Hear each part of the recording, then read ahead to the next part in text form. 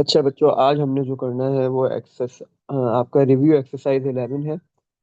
Chapter 11 के हम MCQs करेंगे, एप्लीकेशंस ऑफ ट्रिग्नोमेट्री के। सही है। अच्छा, पेज नंबर है हमारे पास बुक का 334।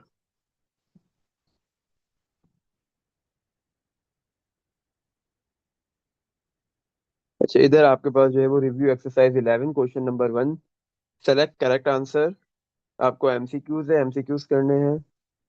अच्छा, एमसीक्यू नंबर 1 में क्या बोल रहा है? From the top of a cliff. आप क्लिफ के टॉप पे हो, ये क्लिफ का टॉप है, 80 मीटर हाई। आपके पास जो है वो क्लिफ की हाइट कितनी गिवन दे दी? ये क्लिफ की हाइट गिवन दे दी 80 मीटर्स।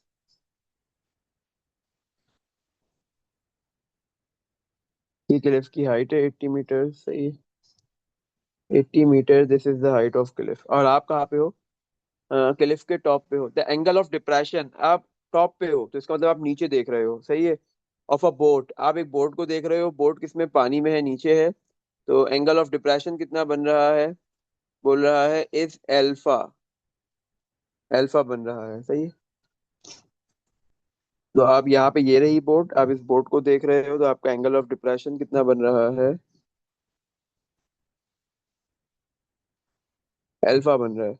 और एंगल ऑफ डिप्रेशन हो या एलिवेशन हो, दोनों किससे बनता है? हॉरिजॉन्टल एक्सिस से बनता है। ये एंगल अल्फा बन गया। तो ये आपके पास जो है वो टॉप है क्लिफ का। ये आपके पास बोट है। तो ये तो एंगल ऑफ डिप्रेशन टॉप से, आप जो है वो क्लिफ के टॉप पे आप मौजूद हो। क्लिफ के हाइट गिवन दी हुई है 80 मीटर। क्लिफ के टॉप से आप नीचे बोर्ड को देख रहे हो तो कितना एंगल बन रहा है? डिप्रेशन का एंगल बनेगा, क्योंकि नीचे देख रहे हो, अल्फा बन रहा है। सही है।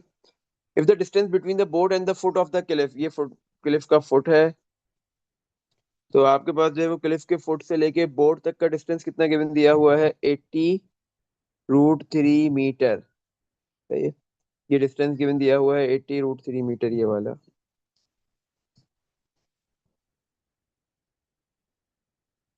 सही। ये डिस्टेंस है बोट और क्लिफ के फुट के दरमियान में। सही। और क्लिफ की हाइट भी गिवन है। आपको बोले then alpha, then the angle alpha is alpha. Alpha angle की वैल्यू कितनी होगी? मतलब आपको angle of depression alpha find करना है। आपको पता है ये अल्फा एंगल है।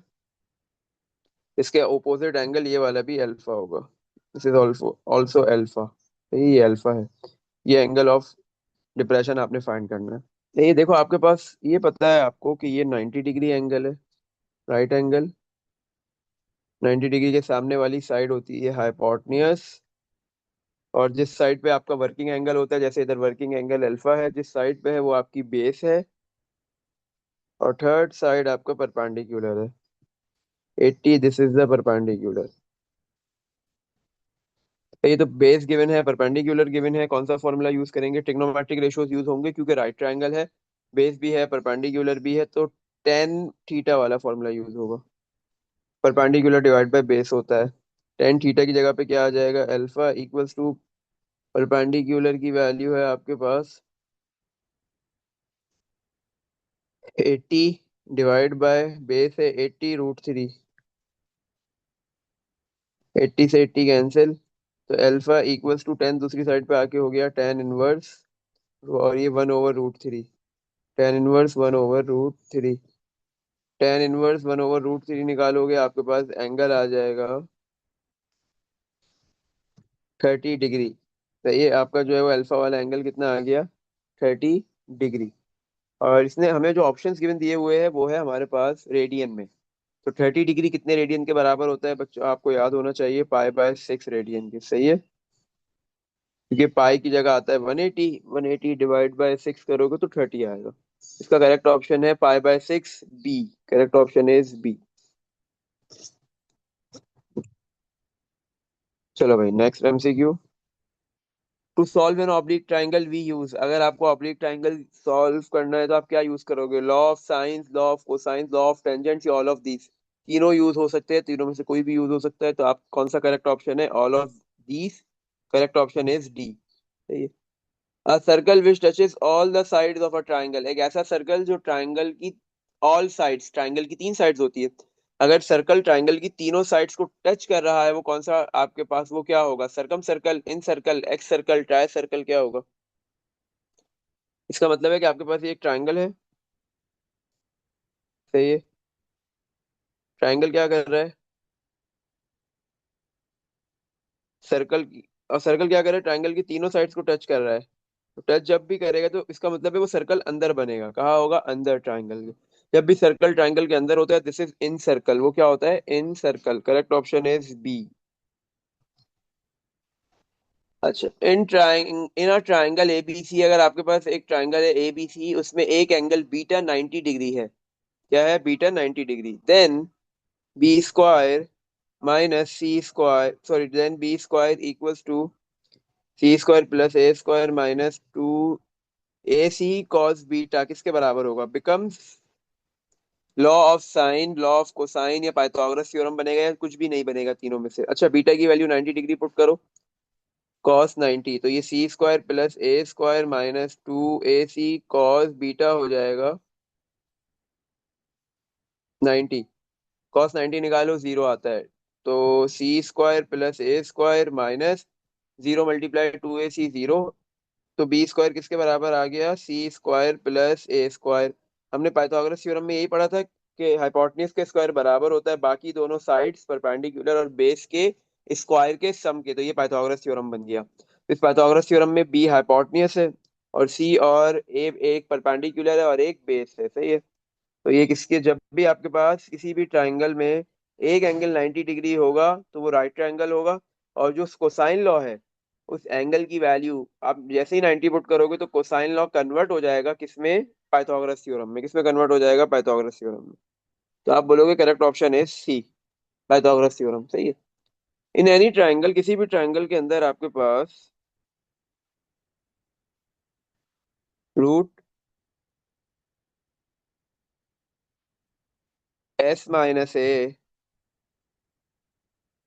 S - C divide by A C किसके बराबर है? ये पूछ रहा है। कोई भी ट्राइंगल है एबीसी, ये किसके बराबर होता है? आपके पास जब भी रूट के अंदर ऊपर S, S - A, S - B इस तरह कुछ लिखा हुआ नजर आ जाए, तो या तो ये कॉस का हाफ एंगल होता है, या साइन का होता है, या टेन का होता है। अब आपको पहचानना है कि ये कौन सा है, किसका हाफ एंगल है। सही है। अच्छा देखो, अगर आपके पास नीचे ए सी आ रहा है और ऊपर जो है वो S - A, S - C आ रहा है। नीचे ए सी है ना, तो ऊपर ए के साथ S माइनस आ रहा है और सी के साथ भी S माइनस आ रहा है। तो इसका मतलब है कि ये आपके पास किसका होगा? साइन का होगा। सही है। और साइन का भी किसका होगा? क्योंकि ए और सी है तो फिर आपके पास कौन मिसिंग है? बी। बी नहीं है ना, तो इसका मतलब एंगल कौन सा है? बीटा, साइन बीटा बाय 2 का होगा ये आपने फॉर्मूला याद किए हुए होंगे। सही है। तो ये वाला आपके पास है sign beta by 2। Correct option है सी। अच्छा, कॉस गैमा बाय 2 का पूछ रहा है, बताओ क्या फॉर्मूला होता है इन एनी ट्राइंगल? कोई भी ट्राइंगल है, कॉस गैमा बाय 2 कितना होगा? कॉस गैमा बाय 2 रूट आ जाएगा, एस आएगा, S - C आएगा। कॉस में क्या होता है कि जो एंगल होता है ना वही एस के साथ आता है, एस, S - C, और डिवाइड में सी नहीं आएगा, ए बी आएगा। तो करेक्ट ऑप्शन है आपके पास डी। रूट के अंदर S - C divide by A B. Correct option is D. सही है। इन एनी ट्राइंगल, किसी भी ट्राइंगल में with usual notations, S is equals to, S किसके बराबर होता है किसी भी ट्राइंगल में? एस बराबर होता है A + B + C/2 के। तो correct option is B. Next, root S, S - B divide में S - A, S - C किसके इक्वल है, ये पूछ रहा है। देखो, अगर डिवाइड में आपके पास ए बी सी नहीं लिखे हुए, मतलब एस के साथ आ रहे हैं, तो ये 10 का होता है। किसका होता है? 10 का होता है। और हमारे पास इन चारों ऑप्शन में एक ही 10 का ऑप्शन है, 10 बीटा बाय 2। एक 10 का है और एक कॉट है। अब ये 10 है या कॉट है, कुछ भी बन सकता है। अच्छा, अगर आपको याद हो, ये साइन और कॉस तो नहीं हो सकता। सही है। अच्छा, अब आपके पास ये क्या है? 10 का बीटा होगा, 10 का ये बीटा है। 10 बीटा बाय 2 क्या होता है? अगर फॉर्मूले को थोड़ा सा दिमाग में आ रहा हो, रिकॉल करें। 10 beta by 2 equals to square root, ऊपर आता है साइन वाला,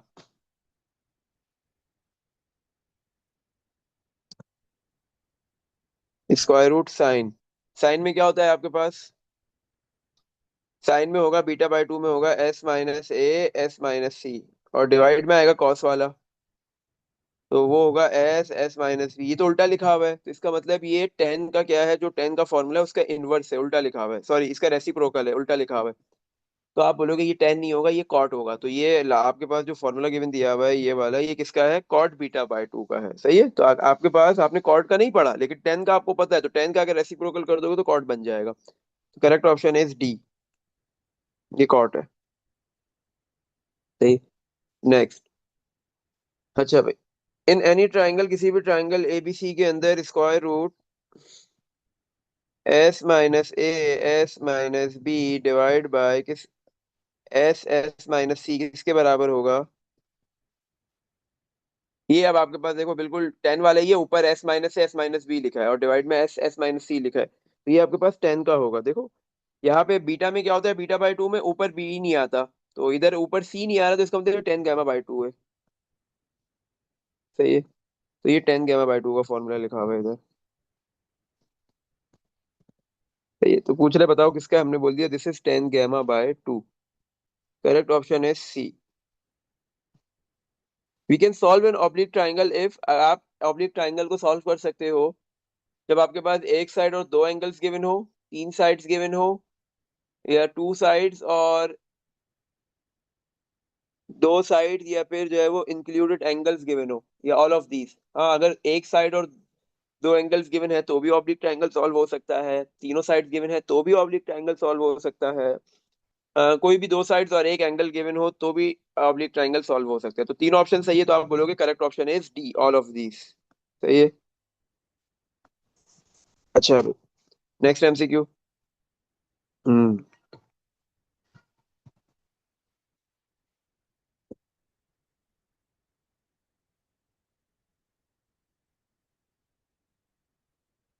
अच्छा भाई, एमसीक्यू नंबर 11 में क्या बोल रहा है, इन ट्राइंगल ए बी सी, एक ट्राइंगल है A B C, in radius किसके बराबर होता है।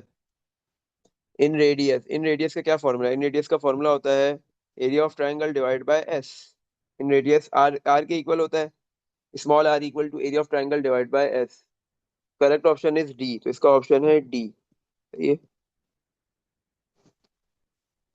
In any triangle ABC area of triangle, आपके पास कोई भी triangle ABC area of triangle का क्या फॉर्मूला है।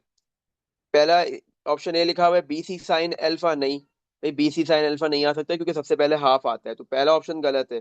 बाकी तीनों ऑप्शंस बी सी डी में से हाफ है, तो कौन सा ऑप्शन सही होगा, बी वाला, सी वाला, या डी वाला। अब देखो बी वाले ऑप्शन में सी और ए आ रहा है, अगर ए आ गया तो साइन के साथ सी और ए का एंगल नहीं आएगा बल्कि बी का एंगल आएगा। सेकंड ऑप्शन में ए के साथ साथ इसने अल्फा वाला एंगल लिखा हुआ है, गलत। लास्ट ऑप्शन में इसने बी के साथ बीटा वाला एंगल लिखा है, ये भी गलत। सी वाला ऑप्शन सही है। सी ऑप्शन में क्या लिखा हुआ है इसने, हाफ ए बी, तो फिर साइन के साथ क्या आएगा, ए और बी साइड आ रही है तो साइन के साथ उन दोनों के दरमियान में बनने वाला एंगल गैमा आएगा। सही है। अच्छा, एमसीक्यू नंबर 13 में बोल रहा है हीरोस फार्मूला क्या है। हीरोस फार्मूला चार ऑप्शन है। देखो ऑप्शन सी में लिखा हुआ है area of triangle equals to square root S S minus A S minus B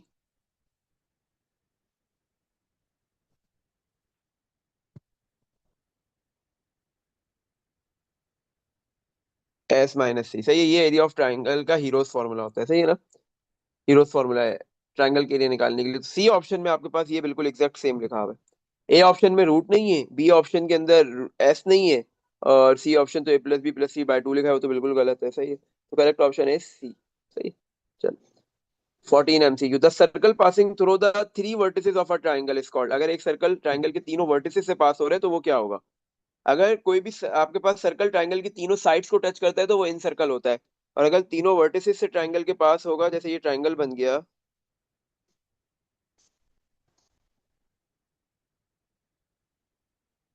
और सर्कल जो है वो ट्राइंगल के तीनों वर्टिसेस से टच होते हुए जा रहा है, इसका मतलब है कि सर्कल बाहर है ट्राइंगल अंदर है, दिस इज द सरकमसेंट, सरकमसेंट सर्कल, इसको क्या कहते हैं, सरकम सर्कल कहते हैं।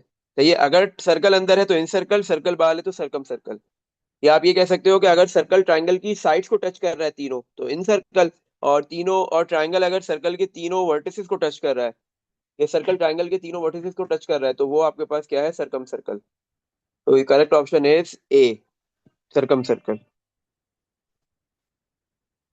अच्छा, the point of intersection of the right bisector of the sides of a triangle is called. आपके पास जो क्या कहते हैं, राइट बाइसेक्टर्स क्या होता है ये समझ लो। मैंने जैसे ये बनाया हुआ है अभी, एक सर्कम सर्कल बनाया हुआ है। तो अब आपके पास यहाँ पे ट्राइंगल के तीन वर्टिसेस है, सही है ना। हर एक वर्टेक्स से एक लाइन जाएगी जो क्या करेगी, ओपोजिट साइड को दो बराबर हिस्सों में भी तोड़ेगी, मतलब ये मिड पॉइंट भी होगा, क्योंकि बाइसेक्टर का मतलब है दो बराबर हिस्सों में तोड़ना। और अपोजिट साइड के साथ 90 डिग्री का एंगल भी बनाएगी, मतलब राइट एंगल भी होगा, सही है।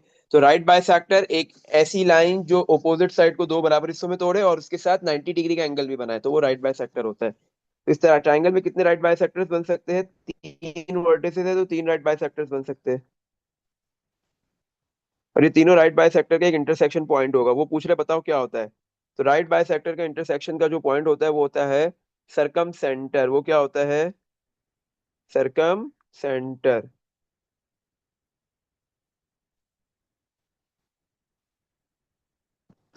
सही है। तो correct option is A, सरकम centre.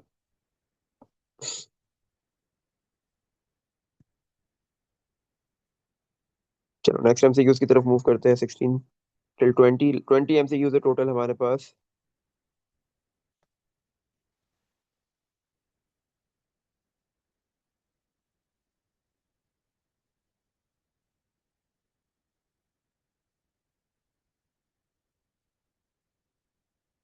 अच्छा, MCQ number 16, radius of the circle which passes through all the vertices of a triangle. सही है। आपके पास रेडियस क्या, सर्कल का जो रेडियस है उसको क्या कहते हैं, जब आपके पास सर्कल जो है वो पास कर रहा है all the vertices of a triangle, triangle के सारे वर्टिसेस से। आप देखो ना, ये आपके पास ये था ना, ये सर्कल जो है वो ट्राइंगल के तीनों वर्टिसेस से पास हो रहा है। कौन सा सर्कल था, सरकम सर्कल। तो इसका जो रेडियस होगा वो क्या होगा, सरकम रेडियस। तो correct option is circumradius. ये तो करेक्ट ऑप्शन इज ए, क्या है, A, circumradius. In any triangle ABC with usual notations, आपके पास कोई भी ट्राइंगल एबीसी, उसमें यूजुअल नोटेशंस एबीसी किसके बराबर होगा, small A small B small C, मतलब तीनों साइड्स की लेंथ का प्रोडक्ट किसके बराबर होगा। अच्छा, हमने कैपिटल आर का सरकम रेडियस का फॉर्मूला पढ़ा है, A B C divide by four times area of triangle. Four times area of triangle इधर डिवाइड में इधर आके मल्टीप्लाई हो जाएगा, तो किसके बराबर हो जाएगा, four times area of triangle multiply by R, this is equals to A B C. तो करेक्ट ऑप्शन है आपके पास सी। तो करेक्ट ऑप्शन है सी। सही। The point of intersection of the internal bisectors of the angles of a triangle. आपके पास एक triangle है,